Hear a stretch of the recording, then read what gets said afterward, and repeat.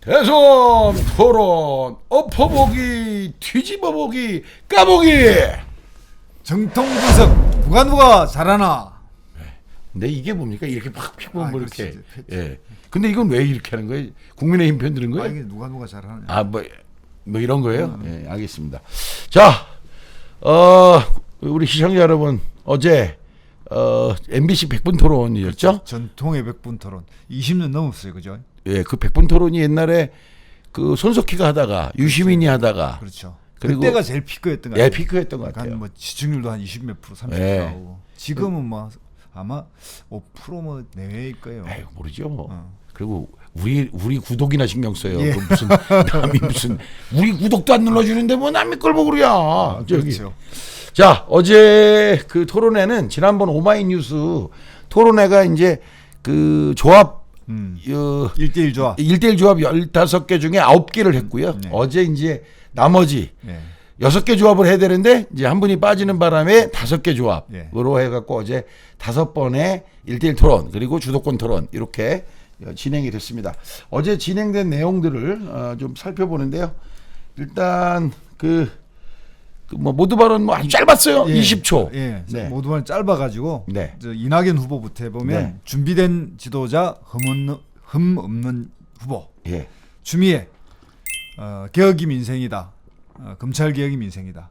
예. 예. 김두관 후보 청년 160만이 수도권으로 유입되고 있다. 예. 예. 그러니 문제가 되겠냐, 네. 안 풀리겠냐, 뭐 이런 그리고 얘기죠. 이제 이재명 후보 추석 인사를 하면서 정치인은 대리인이라서 청렴 유능 약속 지킨다 네. 이렇게 이야기했고 박용진 후보는 마크롱이 필요하다. 발상전환 민주당의 미래다. 내가 이렇게 자기가 이제 젊은 후보다. 네. 뭐 그래서 뭐 여기서는 뭐 특별히 나오는 건 없고 160만이 들어왔다. 이거는 전 처음 알게 됐고요. 그렇죠. 두 번째가 계속 걸리는 문제인데 그냥 여쭤보고 넘어갈게요. 네.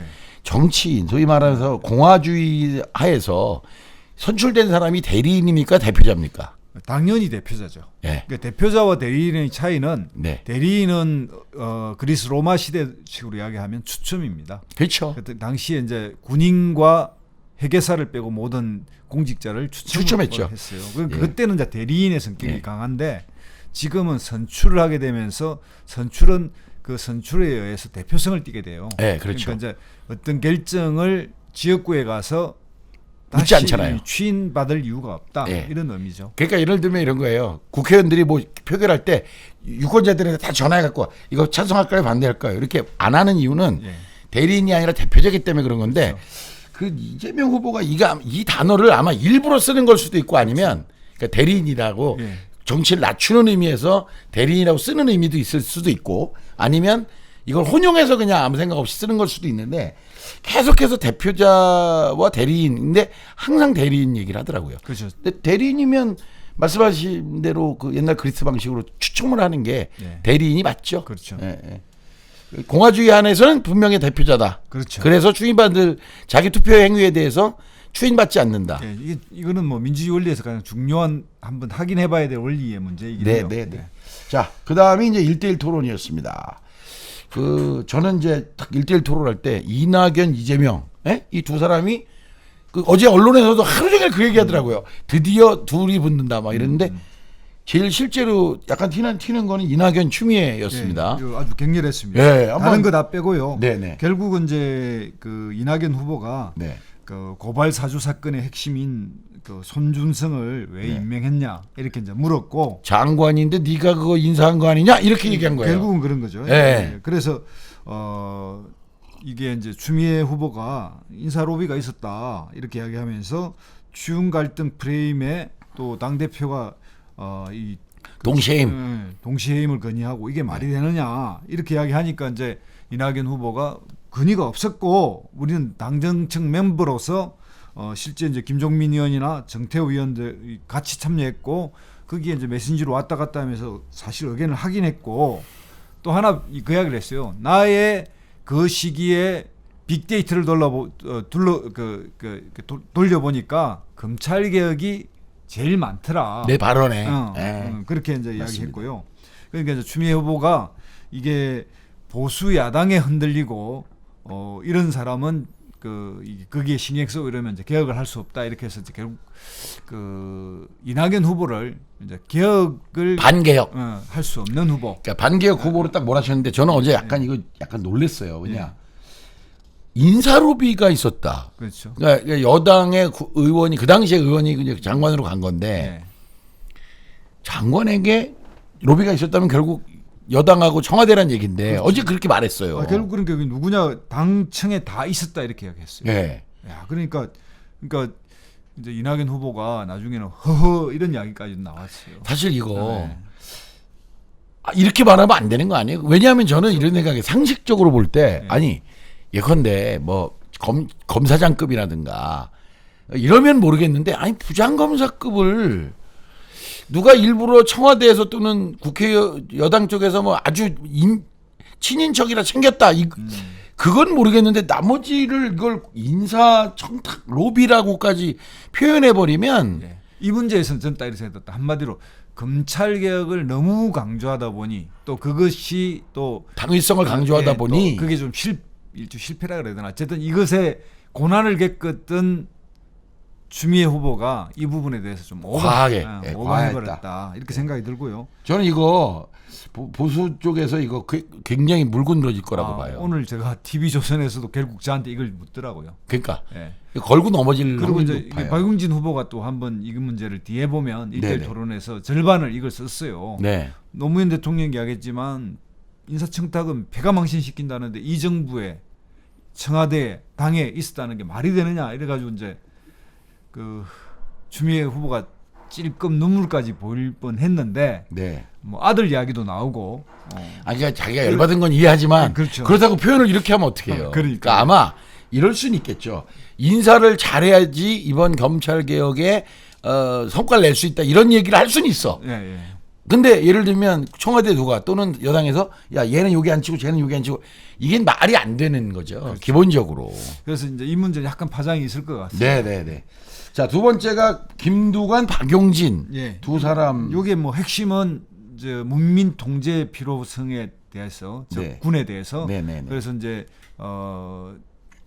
여성 국방부 장관 필요성에 대해서 두 네. 사람 공감을 했고 공감을 했고. 어떻게 생각하세요? 얼마 5월이죠. 지난 5월 그러니까 지금 한 6개월 됐네 거의. 그 미국 바이든 대통령이 육군 장관에 실제 군 출신이 아닌 육군 장관을 임명했어요 여성을. 미국은 이제 이게 국방부 장관이 있고 그게 또 각 해군 장관, 육군 그치. 장관이 이렇게 따로 있죠. 있죠. 그래서 이제 그 가능하고 독일도 뭐 스페인도 뭐 전체적으로 보면 여성 장관들이 꽤 나오고 있어요. 꽤 있어요. 네. 뭐 영국도 해군 장관에 그 중위 출신 여자, 그러니까 그 군 출신 아니냐 이러는데, 아이고 중위 출신을 군 출신이라고 보기는 좀. 아니 그것도 이제 중요한 건데 미국도 네. 장군 출신이 국방부 장관이 되려면 10년. 10년. 예. 우리는 그렇지 않아요. 오늘 옷 벗겨서 내일 임명하는. 그렇죠. 예. 검찰총장이 옷 벗고 법무부 장관이 된다든가. 예, 그런 거는 하면 안 돼요. 육군 참모총장이 옷 벗고 국방부 장관이 된다. 이건 말이 안 되는 이야기. 예, 맞아요. 예. 이거는 빨리 고쳐야 되는데 어제 저는 딱 봤을 때 그 김두관 후보가 아니 모병제 첫 제안을 한 걸 그렇게 강조를 못 하더라고. 예, 예. 그리고 그 뒤에 이제 연금 뭐 개혁 이런 건 서로 동의됐고 뭐 네. 이견이었고 연금 통합 개혁 필요하다.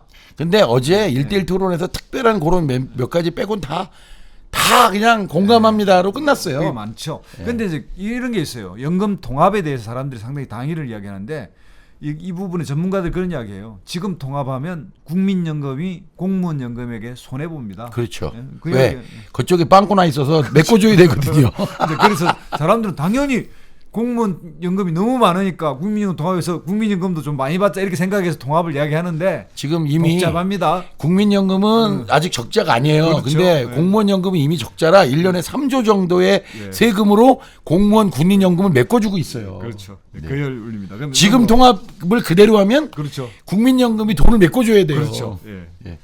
자, 그다음에 이제 세 번째 이낙연 이재명. 아, 예. 기대를 하고 봤는데 어떻습니까? 그러니까 12번 토론을 지금까지 했는데 네. 기본소득 재원에 대해서 한 번도 제대로 못 들었다. 네. 특히 이제 정세균 후보나 박용진 후보가 물었을 때 네. 대답을 제대로 안 하시더만요. 예. 이렇게 근데 이번에는 굉장히 예. 좀 점잖게 물었어요. 예, 예, 예. 예. 그랬더니 이제 뭐 설명을 못 들었거나 오해가 계신데 그러니까 또 저렇게 얘기한다 비슷하게 이야기했는데 아무튼 이제 이 이야기가 뭐냐면 세금 감면에 있어서 뭐 30조든 60조든 세금 감면을 해주는 부분을 폐지해서 겠다는 거잖아요.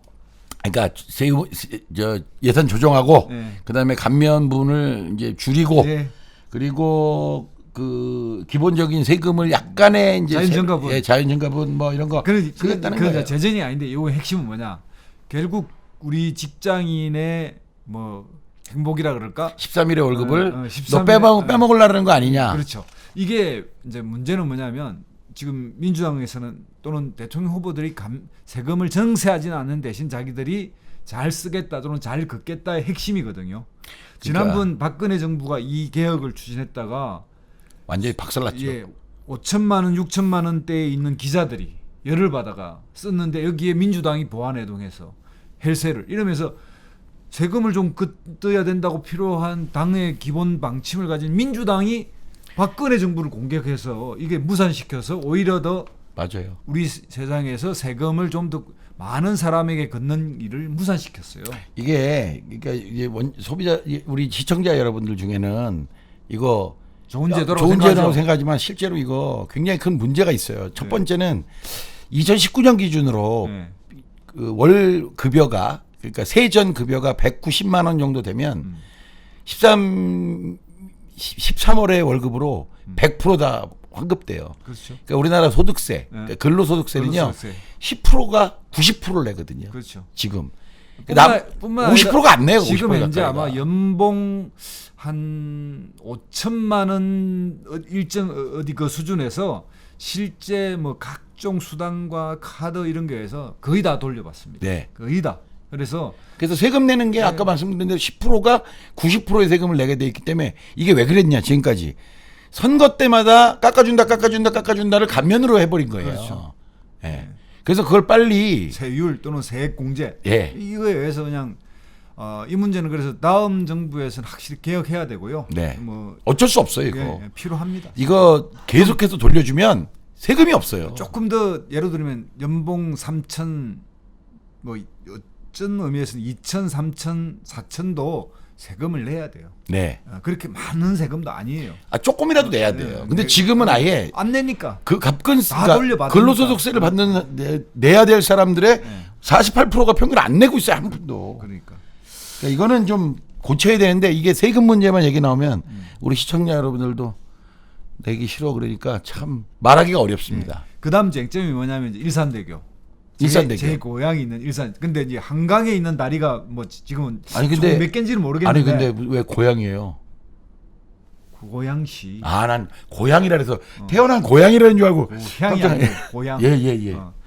그 일산대교가 네. 이제 김포하고 연결되어 있는데 지금 한강이 아마 총뭐 스물 몇 개, 24개 5개 예. 되겠죠. 네네네. 근데 요 서울 구역만 서울하고 요 경기도 구역만. 네네. 그런데 여기에서 유일하게 지금 통행세를 받는 곳이거든요. 네네. 그래서 이제 요거 부분에 대해서 이제 뭐 불평등하다라는 관점도 하나 있고 또 이것이 과도한 민자의 이익을 보장한다 이런 논리도 있는데 이제 이 논쟁을 하면서 이재명 후보가 약간 흥분을 했던 것 같아요. 그래서 네. 이제 이 국민연금이 말이 안 된다. 이건 뭐 약간의 좀 도둑질 같은 이런 비유를 썼던 것 같아요. 네. 그러니까 이제 이낙연 후보가 악마하지 마라 이 문제에서는 네. 이 국민연금이 사후 여기서 이익을 얻어서 또 연금에 보태는 문제인데 너무 공격적이지 않느냐 이제 이 네네. 주장을 하신 것 같아요. 네네네네. 아이고 참. 그러니까 저는 어제 이 1대1 토론에서 기대했던 것만큼은 아니었는데 하다가 바로 앞이 예민하게 딱 나오면서 이렇게 약간 그러니까 이제 이 문제에 대해서는 이제 그 야당 쪽 애들이 올리는 SNS를 보니 그러더라고. 한 1,200원, 1,300원 내거든요. 막걸리 한 병 값 아니냐. 고무실 한 그릇 값 아니냐. 선거 때가 되는데 이걸 없애준다 그러면 그거 받은 거나 진배 없다. 내가 찍어야 되나? 이렇게 막 비웃는 글이 올라와 있는 거 봤어요. 네네네. 그러니까 요게 이제 선거 때 표사는 행위다. 네. 요런 이제 막걸리 선거, 고무신 선거다 이런 얘기죠. 연결돼 예. 있죠. 네네. 자, 네 번째 추미애 박용진. 네. 이 부분은 이제 앞부분 뭐 펀드 이야기 이런 거는 지금까지 계속 해왔고 네. 7% 이익이냐 8% 이익이냐 뭐 10 몇 프로 가느냐 이거는 뭐 큰 논쟁도 아니고 뭐 이건 미래 예측이니까 넘어가고요. 이 가장 큰 문제가 이제 그 정색을 하고 그 박용진 후보가 이제 다시 추미애 후보한테 아까 말한 거 있잖아요. 손준성 임명해서 네. 인사청탁 문제 네. 이렇게 이야기하면서 우리 안에 반격이 있다니 이게 말이 되냐 네. 그래가지고 논쟁이 됐고 네. 여기에 대해서 뭐 하여튼 추미애 후보가 찔끔까지도 했고요. 까지는 아니고 그 직전까지. 예. 어제 그 얘기 중에 저는 교원 평가제 얘기가 예. 좀 저는 의미 있게 들렸어요. 이 교원 평가제 문제를 지금 말한 정교조가 안 받고 반대하고 이런 바람에 정교조의 대국민 지지도나 신뢰도가 엄청 완전 추락했고요. 추락했죠. 예. 지금이라도 난 안 늦었다고 생각해요. 그러니까 교원 평가가 어려운 건 알아요. 저도 제 아내가 교사다 보니까 네. 학생이 평가하고 같은 동료가 평가하고 또는 잠깐 왔던 학부모 평가 이런 것 중에 어려운 건 사실이에요. 네. 그러나 교육을 해가는 주체인 학교 선생님들의 동료와 더 많은 영역에서의 학생들의 평가 부분을 받아들여야 된다고 생각해요. 당연하죠. 네. 저는 아무리 실력이 없는 학생들이라고 생각해서 뭐 그런 이야기를 하지만 그거는 올바른 관점이 아니다. 제가 고등학교 졸업하고 전교조가 생겼어요. 네. 그 고등학교를 딱 졸업하고서 얼마 안 있어서 전교조가 생겼는데 그때 전교조가 가진 사회적 위상과 지금의 위상을 생각하면 완전히 하늘에서 땅으로 떨어졌다고 보거든요. 그렇죠. 근데 그 계기가 언제 떨어졌냐? 교원평가제 반대. 거부하면서 네. 이 노무현 정부 때 했던 교원 나이스. 예. 두 개죠. 예, 그거 거부하면서 네. 완전히 추락해버렸다. 예. 참 이건 그 생각이 이제 들었어요. 다음 정부, 다음 대통령 그리고 네. 또 뭐 교육 운동을 하시는 분들 한번 정말 심각하게 생각해봤으면 좋겠습니다. 네, 자, 다섯 번째 네. 김두관 이재명. 네. 이 부분은 쟁점이라고 할 수 있는 거는 그러니까 위드 코로나를 하자. 예. 요거 그다음에 이야기 하나 있고 예타 문제에 예, 대해서 예, 좀 예. 문제점을 그렇죠. 잘 짚었습니다. 그 홍남기의 문제, 예. 기재부의 문제. 네, 이거는 네. 뭐 또 김두관 후보가 이제 기재위원이다 보니까 네, 네. 그리고 또 이재명 후보가 홍남기하고 상당히 각을 많이 세워서 네, 네, 여러 네. 번 또 그 성명을 내고 그랬죠. 네, 네, 그러니까 네. 이제 그 부분은 특히 이제 예비 타당성 조사 부분은 우리나라 입장에서 보면 수도권 집중을 더 가중시키는 어떤 제도가 돼 버렸어요. 그렇죠. 네, 이게 그러니까 그게 이제 김대중 정부 때 도입된 거잖아요. 그게 예산 뭐냐면 낭비하지 말자는 거에서 시작했는데 그게 언론이 네. 제기한 명분이었어요. 그렇죠. 야, 예를 들면 1,000억짜리 돈 들여갖고 건물을 하나 줬는데 거기 쓰는 사람이 10명이면 그게 뭐 10억짜리냐 100억짜리냐 이렇게 얘기했단 말이에요. 그렇죠. 그게 시작됐는데. 근데 그걸 강남에다 지면 괜찮거든요. 그렇죠. 계속 강남에다 짓고 서울에다 지면 되는. 모든 GTX가 왜 삼성역을 통과하냐 뭐 이런 예, 이야기- 그런 거예요. 이야기했죠. 거길 통과 안 하면 네. BC가 안 나오거든요. 그렇지. 이거는 이제 우리가 지금 이제 이건 개정안도 나왔다 그러니까 예. 다음 정부에는 이게 부처에 분산시키고 네. 또 이 중요성에서 인구 중심의 어떤 사고도 안 해야 네. 되는 거예요. 그렇죠. 이 문제에 관해서는. 예. 안 그러면 예. 계속- 인구가 없는 데는 계속 아무것도 못하는 일이 벌어집니다. 그렇죠. 예, 예.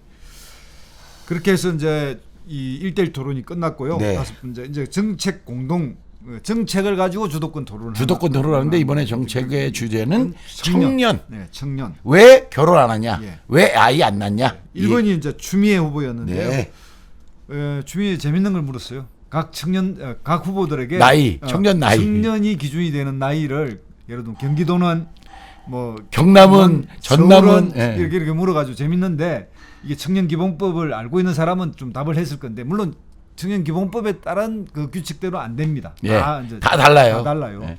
청년 기본법에 의하면 몇 살? 19세부터 34세. 네, 그렇죠. 예. 근데 지금 민주당의 청년 규정은 45세. 네, 그렇죠. 그다음에 국민의힘은 국민의힘은 청년 기준이 40세 40세예요. 맞아요. 40세일 거예요. 예. 네. 그래서 이게 참 논쟁인데 청년 기본법이 나왔으니까 앞으로 이제 청년을 39세로 맞추는 게 좋을 것 같아요. 그러면 앞으로 청년 기본법에 따라서 내가 몸은 60인데 마음은 청년이다라고 말하는 사람들은 다 구속시키는 걸로. 어떠십니까? 좋습니다. 앞으로 청년이라고 소리만 해봐요. 예. 마음은 청춘은 괜찮다. 아, 청춘은 괜찮죠. 오케이. 청년은 법에 걸려. 알았어. 청춘. 예, 알았어. 알겠습니다. 그렇게 하고요. 이게 이제 요게 뭐 그 정신이었던 거고 그 다음에 네. 김두관 후보. 네. 그러니까 이제 김두관 후보에서는 집값 정상화, 기본자산제 이런 걸 좀 강조했고, 네. 그 다음에 그 이낙연 후보에게 이제 그 신복지 예산을 물어봤어요. 네. 22조 정도 추가된다. 이 정도. 네. 그게 원래 그 설명을 잘 안 하던데 그 옛날 국민 체조선 운동에서 했던 것보다 올리지 않는 거잖아요. 그렇죠. 그냥. 예, 네. 예. 되게 단순한 거예요. 네. 예. 자, 세 번째가 이제 이재명 후보가 주도권을 했는데 네. 여기에서는 약간 그 이낙연 후보하고 이야기하면서 이제 이 저성장의 문제고 네. 이제 저성장 문제를 해소하면 청년 문제가 해결되고 이게 이런 논리를 이재명 후보가 뺐고 이낙연 후보가 성장만 우선 해결하면 다 해결되는 것처럼 이야기하는 것이 공하다 이런 식으로 좀 이야기를 하긴 했어요. 그러니까 사실은 네. 이거예요. 성장을 어디까지를 성장이라고 전 표현하는지 모르겠는데 예를 들면 우리가 앞으로 역사에서 대한민국이 8% 10%씩 성장할 수 있겠냐는 거예요. 그거 불가능해요. 네. 올지 모르죠. 그런데 어쨌든 아니 그러니까 불공정을 뭐 척결하면 10% 성장이 될지는 모르겠어요. 그러나 세계 역사가 증명하는 건 일정 부분의 그 경제 규모로 올라가서 3%만 해도 하나님인 그렇죠. 시대잖아요. 예, 예. 근데 우리도 지금 2% 3%이 수준을 유지하고 갈 거다라는 전제하에서 보면 물론 불공정을 없애서 뭐 0.5% 올린달지 1% 올린달지 가능하지만 예. 마치 성장이 뭐 우리 70년대처럼 12%씩 올라간다 불가능하다는 거예요. 그렇죠. 어차피 1%만 올려도 엄청난데. 1%만 올리는 거 네. 지금의 1% 올리는 게 그 네. 당시 20% 올리는 거랑 그렇죠. 사실은 맞먹는 그 숫자거든요. 요만한 거에 한 바퀴 도는 거고 요만한 예. 거에 한 바퀴 도는 거의 차이죠. 그 차이죠. 예, 예.